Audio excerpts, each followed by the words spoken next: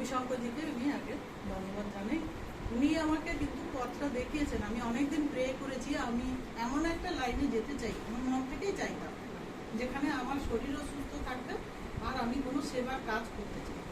এটা আমি আমাদের আটক মিটিংয়েও অনেকবার বলেছি, কিন্তু সেখানে আমি সুযোগ পাইনি। কিন্তু এখানে এসে আমি এই সুযোগটা পেয়েছি। উনি যে আমাকে পছন্দ করেছেন যে আমি এই কাজটা করতে পারবো, এর জন্য মিতাও শিখাচ্ছেন। আমি কৃতজ্ঞ, সারা জীবন কৃতজ্ঞ থাকবো আমি যতদিন বেঁচে থাকবো।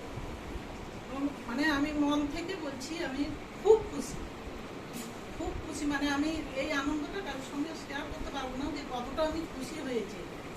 আর যদি রেকিতে কি পেয়েছি বলবো, এটা তো ভাষা দিয়ে আমি বোঝাতে পারবো না, যে আর কাউকে চাই না। আমি সত্যি বলছি মন থেকে যে ওনাকে পেয়ে আমি খুব খুশি। আমার কাছে আমার ছেলে, মেয়ে, হাজব্যান্ড, তাদেরকে আমার মনে হয় আমার কেউ নয়।